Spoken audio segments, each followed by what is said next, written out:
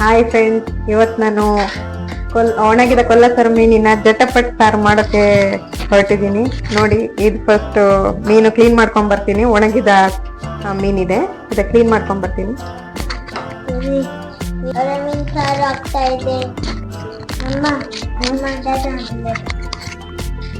ಮೀನು ಕ್ಲೀನ್ ಮಾಡ್ಕೊಂಡಿಲ್ಲ.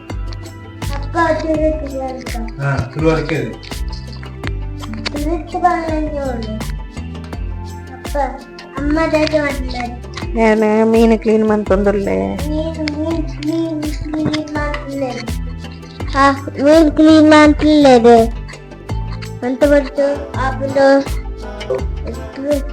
ಮೀನು ಜಟ್ಪಟ್ಟ ರೆಡಿ ಹಾಕೊಂಡು ಅಪ್ಪನ ಬಲಿ ಗಾಯ್ತು ಬಲಿ ಗಾಯ್ತು ಮೀನು ಕಟ್ ಮಾಡ್ತಿಲ್ಲದೆ ರೈಸ್ ನಮ್ಮ ಕೂಡ ಮೀನಿದೆ ಹೋದೆ ಬೇಟೆಯಲ್ಲಿ ಹಿಂದೆ ತುಳಸಿ ಕೈಲಿ ಬೇಟೆ ತಗೊಂಡು ರೈಸ್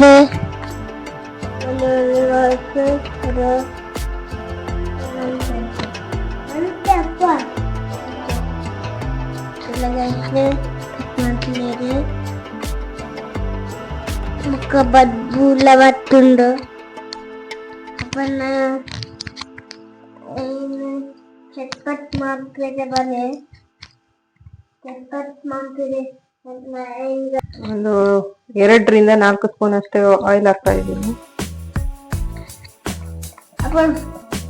ಕರಿಬೇವು ಹಾಕ್ತಾ ಇದ್ದೀನಿ. 2 ಈರುಳ್ಳಿ ಹೆಚ್ಚಿಟ್ಕೊಂಡಿದ್ದೀನಿ, ಅದನ್ನ ಹಾಕ್ತಾ ಇದ್ದೀನಿ.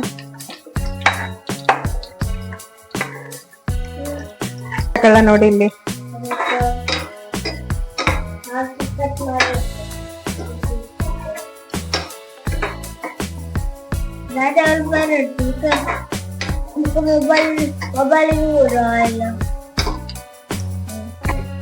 ಎರಡು ಟೊಮೆಟೊ ಹೆಚ್ಚಿಟ್ಕೊಂಡಿದ್ದು ಹಾಕ್ತಾ ಇದ್ದೀನಿ. ಮೀಡಿಯಂ ಸೈಜ್ ಇದ್ದು 2 ಟೊಮೆಟೊ.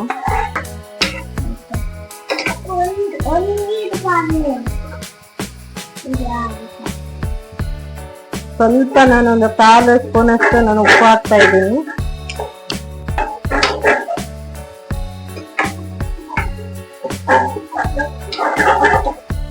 ಒಂದು 10 ನಿಮಿಷ ಹೀಗೆ ಬಿಡೋಣ. ಚೆನ್ನಾಗಿ ಟೊಮೆಟೊ ಬೇಯಬೇಕು. ಸ್ವಲ್ಪ ಉರಿಯನ್ನು ಕಮ್ಮಿ ಮಾಡಿ ಮೀಡಿಯಂ ಫ್ಲೇಮ್. 10 ನಿಮಿಷ ಆಗಿದೆ, ನೋಡುವ ಹೇಗಿದೆ.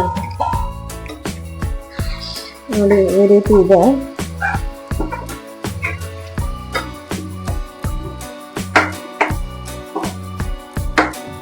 ಟೊಮೆಟೊ ಚೆನ್ನಾಗಿ ಈ ರೀತಿ ಬೆಂದಿರ್ಬೇಕು, ಆವಾಗ ಚೆನ್ನಾಗಿ ಕೂಡುತ್ತೆಲ್ಲ ಮಸಾಲೆಗಳು. ಮತ್ತೆ ಅಂದ್ರೆ ಸಾಂಬಾರ್ ಮಾಡ್ಲಿಕ್ಕೆ ಟೈಮ್ ಇಲ್ಲ, ಅರ್ಜೆಂಟ್ ಆಗಿ ಆಗ್ಬೇಕು ಅಂದ್ರೆ ಪಟ್ ಅಂತ ಮಾಡ್ಬೇಕು. ಈಗ ಅದಕ್ಕೆ 1/4 ಟೀ ಸ್ಪೂನ್ ಅಷ್ಟು ಅರಿಶಿನ ಪುಡಿ ಹಾಕ್ತಾ ಇದ್ದೀನಿ.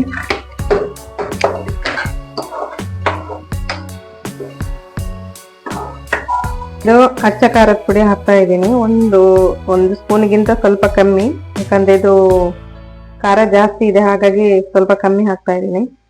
ಖಾರ ನೋಡ್ಕೊಂಡು ಹಾಕಿ.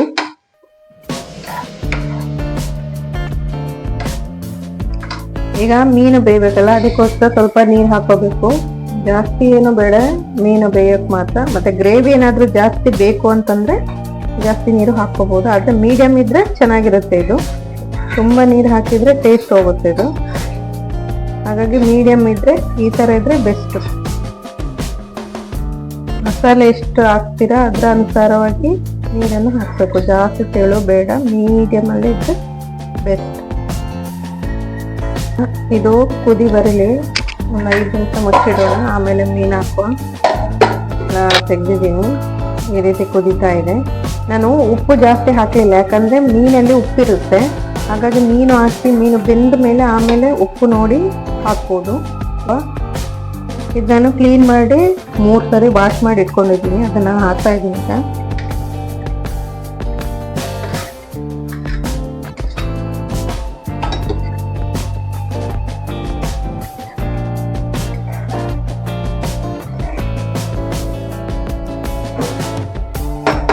ಈಗ ಒಂದು 5 ನಿಮಿಷ ಮುಚ್ಚಿಡುವ, ಯಾಕಂದ್ರೆ ಮೀನು ಸ್ವಲ್ಪ ಬೇಯಲಿ. 5 ನಿಮಿಷ ಆಗಿದೆ, ಚೆನ್ನಾಗಿ ಕುದಿದಿದೆ. ಮತ್ತೆ ಗ್ರೇವಿ ಸ್ವಲ್ಪ ಕಮ್ಮಿ ಆಗ್ತಾ ಬಂದಿದೆ ನೋಡಿ. ಈ ತರ ಇರಬೇಕು. ಮೀನು ಕೂಡ ಬೆಂದಿದೆ ನೋಡಿ. ಈಗ ಉಪ್ಪು ನೋಡ್ಕೊಂಡು, ಉಪ್ಪು ಕಮ್ಮಿ ಆಗಿದ್ದೆ ಹಾಕುವ. ನನ್ನ ಮಗ ಫಿಶ್ ತಿನ್ನೋದಿಲ್ಲ, ಮೀನು, ಹಾಗಾಗಿ ನಾನು ಅವನಿಗೋಸ್ಕರ ಮೊಟ್ಟೆ ಬೇಯಲಿಕ್ಕೆ ಇಟ್ಟಿದ್ದೀನಿ. ಇದ್ರಲ್ಲಿ ಸ್ವಲ್ಪ ಉಪ್ಪು ಕಮ್ಮಿ ಇದೆ, ಹಾಗಾಗಿ ನಾನೊಂದು 1/4 ಸ್ಪೂನ್ ಅಷ್ಟು ನಾನು ಉಪ್ಪು ಆ್ಯಡ್ ಮಾಡ್ತಾ ಇದ್ದೀನಿ.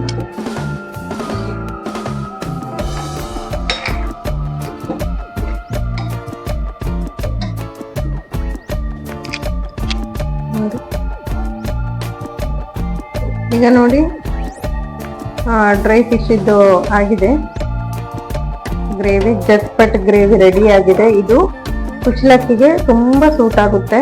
ಹಾಗೆ ಪಟ್ಟಂತ 5 ನಿಮಿಷದಲ್ಲಿ ಮಾಡ್ಬೋದು ಇದು.